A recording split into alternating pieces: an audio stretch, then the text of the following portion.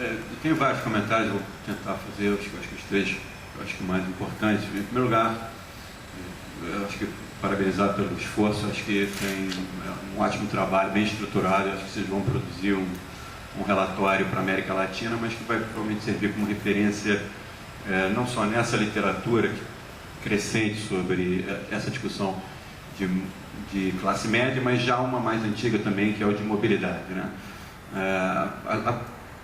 Bom, apesar disso, eu acho que o trabalho, assim, a gente está em particular no que diz respeito a essa discussão sobre classe média, eu, embora não conheça bem a literatura, percebo que ainda estamos numa fase de esforço de caracterização do que é a classe média, né? A gente, enfim, como a Mariana mostrou, tem N maneiras vários autores já propuseram várias maneiras, relativa, absoluta. Eu também gostei muito do EGR, que o Marcelo estava falando, pela sua, vamos dizer, idoneidade, objetividade.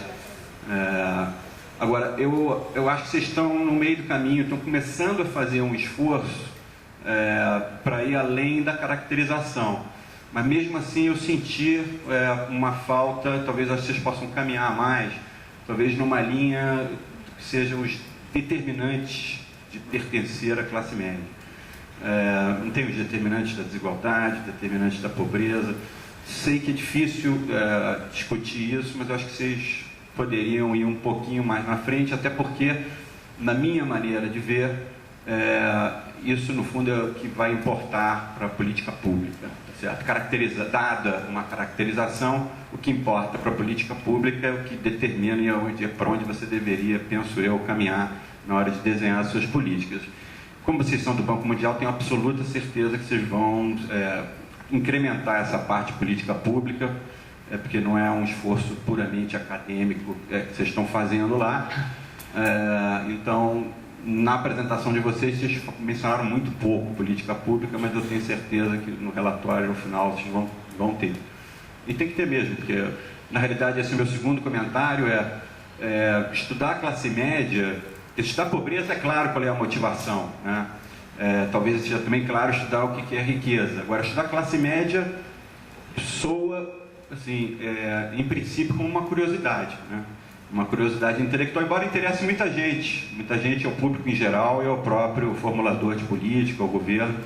Agora, tem uma importância estudar, eu acho que vocês falaram um pouco sobre isso, acho que precisa ser reforçada a motivação do porquê a gente quer estudar esse grupo que é difícil de caracterizar, e em particular eu acho que vocês tocaram num ponto que tem essa questão aí de economia política, que não é desprezível, muito pelo contrário, acho que deve ter uma importância enorme. E segundo, porque minha impressão é que assim, o padrão de desenvolvimento dos países europeus e até americanos tem muito a ver com se tornarem países de classe média, né? Como a gente, então, assim, se esse é um modelo que se quer chegar, tá certo? Então, assim, a gente deveria ter uma motivação, quer dizer, você ser um país desenvolvido significa ter uma grande classe média. Então, vamos caracterizar e estudar como é que a gente consegue chegar lá, certo? Essa parte acho que também vocês provavelmente vão também incrementar no trabalho, isso deve acontecer. Eu estou vendo sendo o primeiro comentarista, quer dizer, vocês acho que tem uma coisa aí para reforçar no trabalho.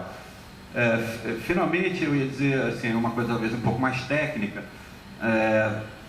Tem muita análise aí que eu acho que vocês poderiam fazer via quantílica, quantile, entendeu? Vocês estão olhando para a distribuição.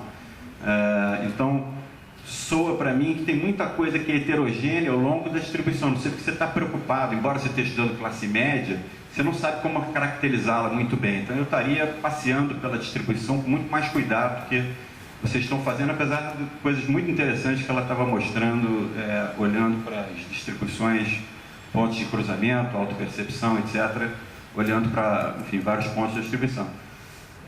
Eu tentaria, sei lá, olhar para isso com mais cuidado, né? Até um subcomentário em cima disso assim, eu entendo e também acho interessante usar o critério de renda pelo mesmo motivo que o Marcelo falou, mas acho que, até talvez inicialmente, eu não sei qual é a história da definição da ideia de classe média, ela nasce mesmo de consumo, uma ideia de ativos e consumo. Como é que eu como é que é o padrão de consumo ao longo, né, de ativos, por exemplo, educação, enfim, os critérios que definem, sei lá, talvez até com esse pessoal de marketing, que define classe média, como é que isso passeia ao longo da distribuição? Existe um quanto? É possível criar um quanto? E outra, uma ideia é a seguinte, você está dividindo a distribuição em várias partes e existe alguma descontinuidade entre aqueles cortes que vocês estão fazendo, aquilo ali?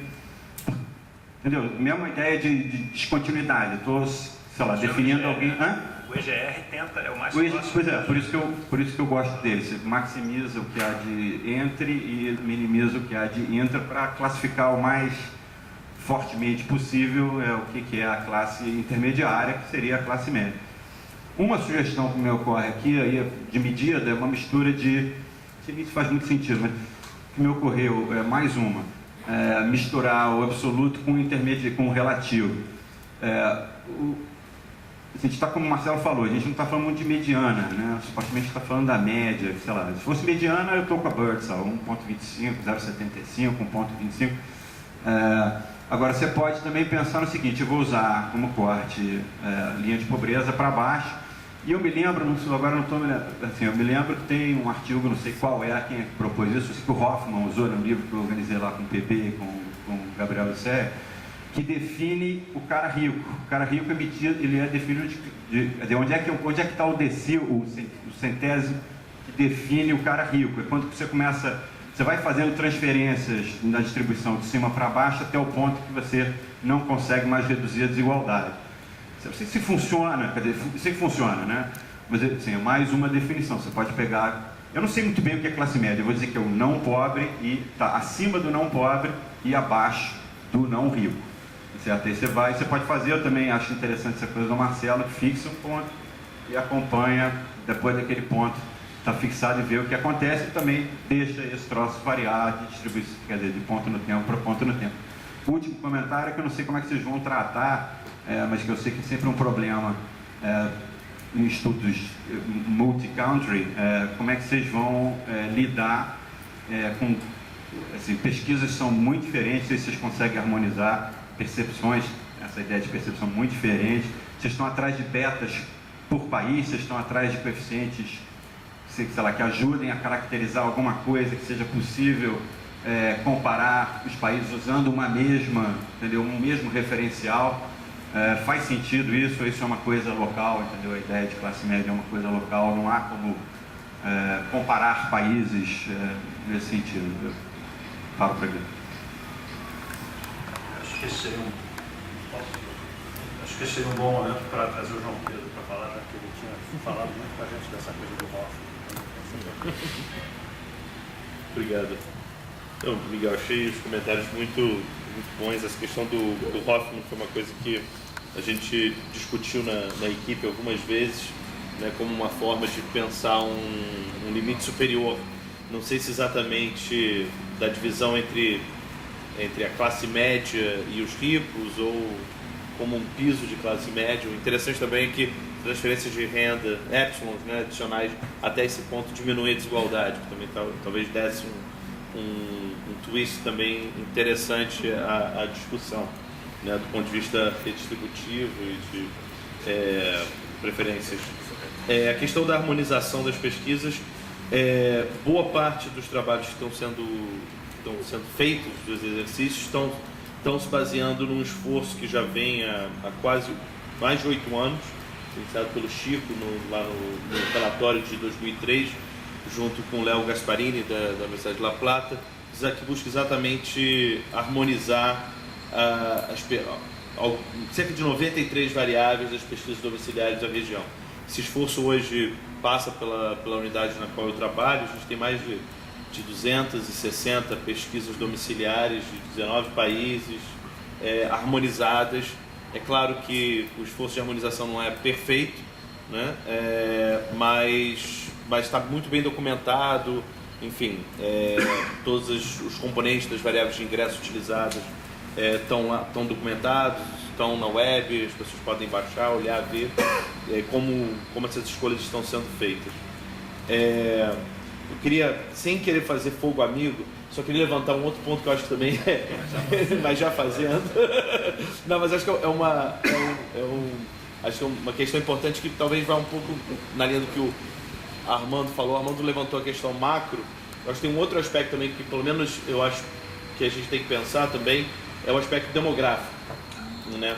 Em que medida esse crescimento da classe média que a gente vem observando também não tem um quê de demografia, principalmente agora no período que a região está passando por um período de bônus demográfico, né? E a gente sabe que, os artigos do Deaton lá dos anos 90, que demografia, envelhecimento aumenta a desigualdade, né? Então, em determinadas características, até agora eu não vi nada que fale da relação entre demografia e classe média, demografia e mobilidade. E isso leva também, acho que tem um gancho importante da sustentabilidade desse processo, né? Uma vez que a gente sabe que o bônus demográfico vai começar a cair, acaba na verdade em 2020, né? No caso do Brasil, em boa parte dos países da América Latina. E eu acho que isso é um tema que a gente tem que pensar como de repente talvez dar conta, não sei. Se alguém tiver alguma sugestão, por favor. Eu acho que é mais ansiedade da minha parte do que fogo amigo, mas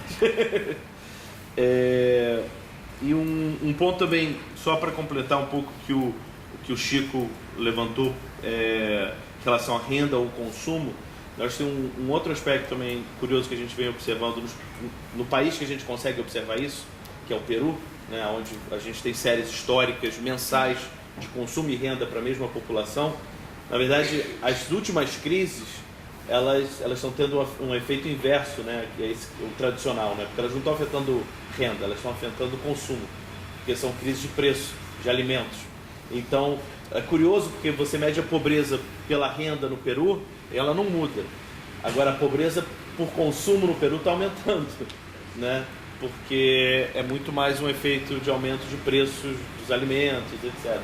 Então, tem esse dificultante, talvez, né? Esse outro fator também.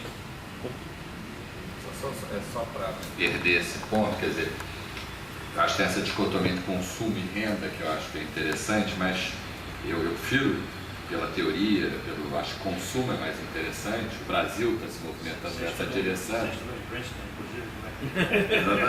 Mas o que eu acho é que talvez o conceito de renda relevante é um conceito que se relacione mais, talvez seja a renda permanente, assim, dado o nível é o aspecto estrutural da capacidade de colocação no mercado de trabalho, dependendo da educação das pessoas e tal.